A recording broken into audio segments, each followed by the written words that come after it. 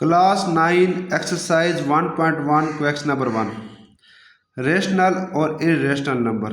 अब rational number क्या होते हैं? ऐसे नंबर जिनको p और q की फॉर्म में लिखा जा सके वो रेशनल नंबर कहलाते हैं। जैसे हमारी p और q की फॉर्म में, और q नॉट इक्वल टू 0 होना चाहिए। इसके पीछे क्या रीज़न है? रीज़न ये है, सपोज करिए p है, अगर q इक्वल टू 0 हो जाता तो हमारे पास इन्फिनिटी आ जाता। इसलिए इन्फिनिटी से बचने के लिए हम क्या करते हैं, हम q नॉट इक्वल टू 0 रखते हैं। वो कौन से नंबर होते हैं जो रेशनल होते हैं? तमाम इंटीजर 5 है, 6 है, 11 है, कोई भी इंटीजर है, 8 है, ये रेशनल है।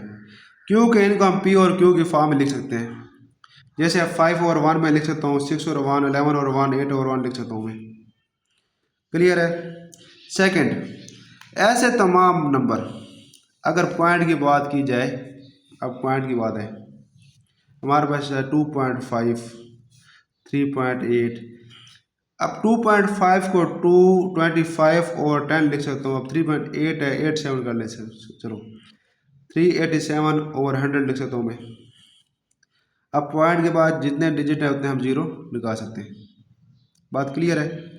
अब ये पॉइंट वाले नंबर थे जो क्या थे, टर्मिनेटिंग है, यानी एक हद है, एक हद के बाद ख़त्म हो जाते हैं। पॉइंट के बाद कुछ डिजिट है, ये काउंटेबल है, हम काउंट कर सकते हैं इतने पॉइंट के बाद इतने नंबर हैं। लेकिन अगर अनकाउंटेबल नंबर हो, पॉइंट के बाद हमें नहीं पता अभी नंबर कितने हैं। जैसे हमारे पास नंबर है 5.2372 जा रहा है इस तरह। अब ये नॉन टर्मिनेटिंग है, नॉन टर्मिनेटिंग। अब जो नॉन टर्मिनेटिंग होते हैं, ठीक है, इनकी टू फॉर्म होते हैं, एक रिकरिंग और नॉन रिकरिंग। क्लियर है? अब ये है नॉन टर्मिनेटिंग, टर्मिनेटिंग, इनकी टू फॉर्म्स हैं। नंबर 1 रिकरिंग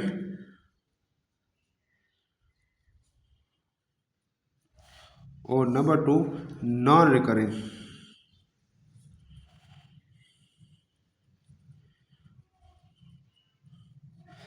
अब ये रिकरिंग और नॉन रिकरिंग क्या है, इसके बारे में।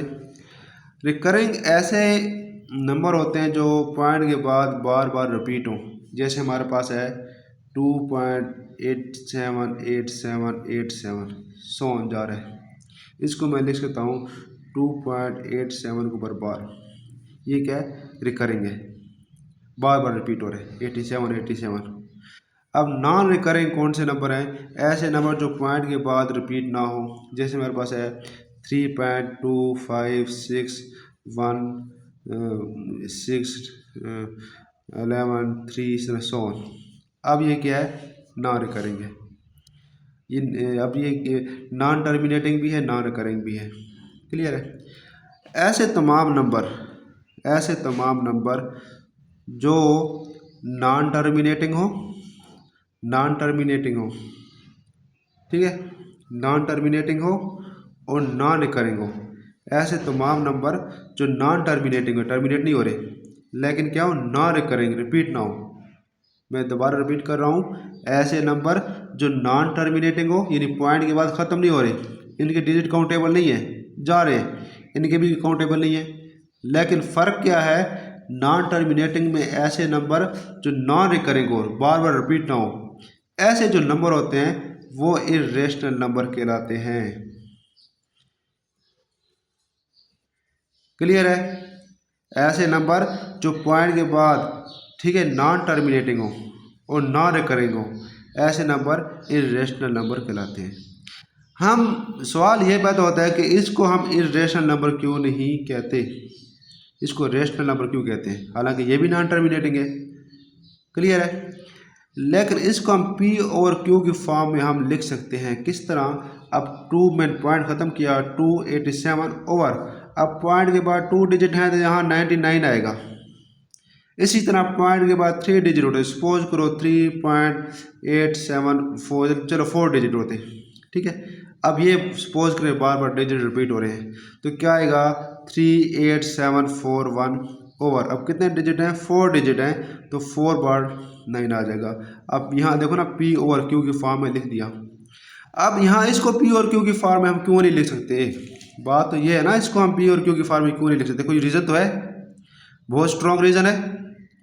रीज़न ये है, हमें पता है, मैं यहाँ लिखता हूँ, कोई एक नंबर लिखता हूँ, वहाँ जगह कम है, हमारे पास एक नंबर है 2.572 सपोज करें, अगर पॉइंट हटाया जाए, ठीक है, ये 2572, तो कितने नंबर आएंगे, 1 लगाकर 1 लिख लिया।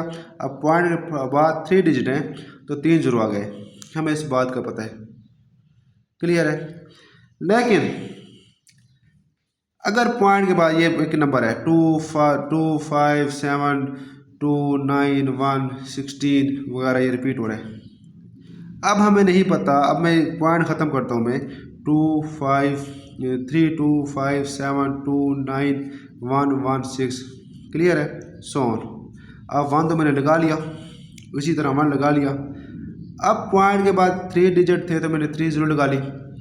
लेकिन अब पॉइंट के बाद कितने डिजिट हैं मुझे कोई पता नहीं है, कितनी जीरो लगाऊं, मैं नहीं लगा सकता जीरो, कितनी लगाऊं मुझे कोई पता नहीं है। तो इसलिए ऐसे नंबर को हम P ओवर Q की फॉर्म में हम नहीं लिख सकते, क्लियर है, P और Q की फॉर्म में हम नहीं लिख सकते। अब सवाल पैदा होता है, तो ये जो मैंने नंबर लिखा है ये वाला, अब ये 2.87 है, अब इसको हम P और Q की फॉर्म में हम क्यों लिखते हैं, क्योंकि देखो ना, इसको अब है तो नॉन टर्मिनेटिंग, लेकिन इसको हम टर्मिनेटिंग फॉर्म में लिख सकते हैं। अब इस तरह लिखकर टर्मिनेटिंग फॉर्म में हमने लिख दिया, लिखने के बाद अब इसके नीचे 299 लिख दिया मैंने। अब एक और सवाल भी मेरे जहन में है, वो भी आपको मैं जल्द जल्द बता दूँ। हमारे पास एक नंबर है 3.2525, अब इसको क्या मैं लिख सकता हूँ 325 ओवर 99, क्योंकि 25 2 बार रिपीट हो रहा है ना, क्या मैं लिख सकता हूँ इसको, मैं नहीं, इसको मैं नहीं लिख सकता, बिल्कुल भी नहीं लिख सकता, ये गलत है। क्यों नहीं लिख सकता, क्योंकि अब ठीक है ये 25 रिपीट हो रहा है, 25 2 बार रिपीट हो रहा है, ठीक है, ये इसको 3.25 यूँ भी मैं नहीं लिख सकता, ये भी गलत है।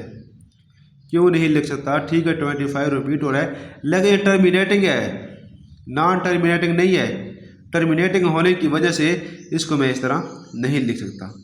आई होप आपको समझ आ चुकी होगी। नेक्स्ट लेक्चर में आपको मैं एक्सरसाइज 1.1 का क्वेश्चन नंबर 1 कराऊंगा।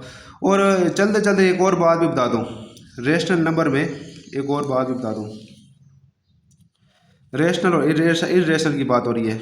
इसकी एक इरेशनल नंबर, कोई भी नंबर है प्राइम नंबर है, प्राइम नंबर ऐसे नंबर जिनको सिर्फ और सिर्फ अपना टेबल ही काटे, जिस पर अपना नंबर ही डिवाइड हो, जैसे 5 है, 2 है, 3 है, 11 है। इसी तरह कोई भी प्राइम नंबर है, कोई भी प्राइम नंबर, उसका जो स्क्वायर रूट है, कोई भी प्राइम नंबर उसका स्क्वायर रूट, उसका जो आंसर आएगा वो इरेशनल होगा।